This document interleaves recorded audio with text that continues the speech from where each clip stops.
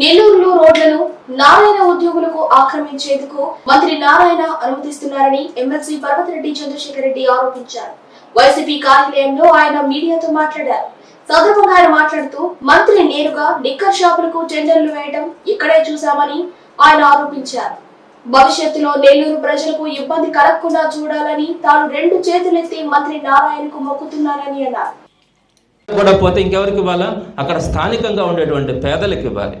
అంతేగాని మీరు మీ దగ్గర ఉండే ఎంప్లాయీస్కి అలా ఇవ్వాలనుకోవడం ఎంత దారుణమైన విషయం అన్నది నేను ఈరోజు చెప్తాను.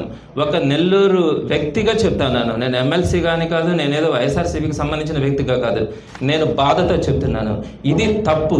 మీరు ఇవ్వాలనుకోండి. మీరు ఇంకోటి కూడా ఈ మధ్య లిక్కర్ షాప్స్లో కూడా 2 కోట్ల రూపాయలు ఖర్చు పెట్టి ఒక 4 షాపులు తీసుకున్నాను, యువతకు దాంట్లో నేను పార్ట్నర్షిప్ ఇస్తానని చెప్పి ఆయన మాట్లాడిన ఆడియోలనే మనమంతా కూడా కాన్ఫరెన్స్లో చెప్పినటువంటి మనం విన్నాం.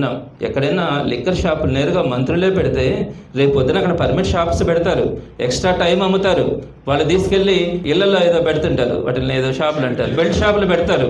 ఇవన్నీ పెట్టినప్పుడు మంత్రులే నేరుగా చేస్తామంటే ప్రజలు ఎవరితో చెప్పుకుంటారు? మీతో చెప్పగలరా? అవకాశం ఉంటుందా? మీరు షాప్స్ పెట్టిన తర్వాత చిల్డ్రన్స్ పార్క్ దాటిన తర్వాత ఒక అపార్ట్మెంట్ ముందు తీసుకొని వచ్చి షాపును పెట్టారు. స్థానికులంతా ఆగ్రహావేశాలకు లోనైతే మేము వెళ్ళాలకు సపోర్ట్ చేశాం. అదేవిధంగా మీరు ఇసుకని దగ్గర దారిలో అమ్ముకోవాలని ప్రయత్నించినప్పుడు పెన్నా రివర్ దగ్గర కాలువను అక్కడ పగలగొట్టడానికి ప్రయత్నిస్తే జేసీబీలు తీసుకొని అక్కడ ఉండేటువంటి చుట్టుపక్కల ఉండేటువంటి వ్యక్తులందరూ కూడా ఆందోళనకు గురైతే మేము అక్కడికి వెళ్ళి సపోర్ట్ చేసినాం. ఒక పార్క్ ముందు అక్రమ కట్టడాలు కట్టడానికి ప్రయత్నిస్తే మా కార్పొరేటర్లతో కలిసి మేము అక్కడికి వెళ్ళి వాళ్ళకి తరపున అక్కడ అండగా నిలబడ్డాం. ఇలా ప్రతి దగ్గర కూడా మీరు కొన్ని పొరపాట్లు చేస్తూ ఉన్నారు. ఎవరు? మీ చుట్టుపక్కల ఉండే వాళ్ళకి తెలియదా ఇవన్నీ జరుగుతూ ఉన్నాయని? మీకు తెలియకుండా ఉందా? మీరు ఒకవేళ ఈ ఎంప్లాయీస్కి, మీ దగ్గర పనిచేస్తున్నటువంటి ఎంప్లాయీస్కి ఉపాధి చూపించాలంటే ఇండస్ట్రీస్ని పెట్టించండి, అక్కడ ఎంప్లాయ్మెంట్ని ఇవ్వండి. లేదా మీ ఇన్స్టిట్యూషన్స్ ఉన్నాయి కదా, ప్రతి మీ బ్రాంచ్లో కూడా క్యాంటీన్ పెట్టుకునే అవకాశం ఉంటుంది కదా, ఒక కార్యకర్తకు ఒక క్యాంటీన్ ఇవ్వండి.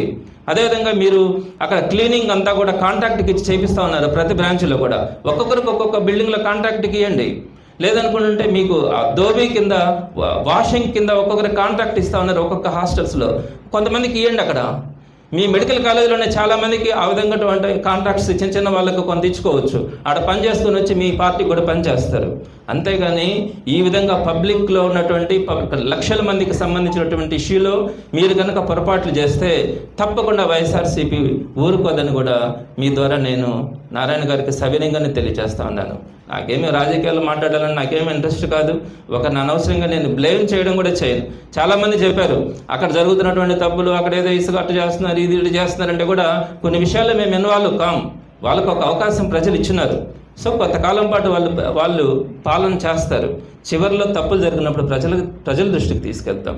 కానీ ఈ విధంగా కానీ అక్రమాలు చేస్తామంటే మాత్రం ఓర్చుకోలేక మాత్రమే ఈరోజు చూస్తే కరెక్ట్ కాదు, ప్రజలకు మనం సమాధానం చెప్పుకునే పరిస్థితి లేదన్న ఆలోచనతో మాత్రమే మీ ముందుకు ఈరోజు వచ్చి చెప్పడం కూడా జరిగింది. నారాయణ గారికి నేను సవినయంగా 2 చేతులు జోడించి కూడా ఆయనకు చెప్తా ఉన్నాను, ఇలాంటి పనులను ప్రోత్సహించకండి. తప్పకుండా మీరు యువతకి అవకాశాలు ఇవ్వండి, అలానే మిమ్మల్ని నమ్ముకున్న వాళ్ళకి సహకారం అందించండి. ఏం తప్పులేదు. మీకు అట్లాంటి అవకాశాలు చాలా ఉన్నాయి. మీ చేతిలో ప్రభుత్వం ఉంది, మీరు మంత్రిగా ఉన్నారు, మీరు ఎన్నైనా చేయొచ్చు, చేయండి. కానీ ఇలాంటివి చేయొద్దు అని మీ ద్వారా ఆయనకి కానీ తెలుగుదేశం పార్టీ వాళ్ళకు కూడా నేను సవినయంగా తెలియజేస్తా ఉన్నాను. అంటే ఒక అవకాశం ఈరోజు ఇలా జరుగుతూ ఉంది. అవసరమైతే కోర్టును కూడా అప్రోచ్ అవుతాము. ఇది తర్వాత రోజుల్లో ఈ కొట్లన్నీ ఇట్లా పెట్టేసిన తర్వాత అవి క్లియర్ చేయించాలన్నా సాధ్యం కాదు. ఆ ఏరియా అంతా కూడా మనం పాడు చేసిన వాళ్ళం అవుతాం.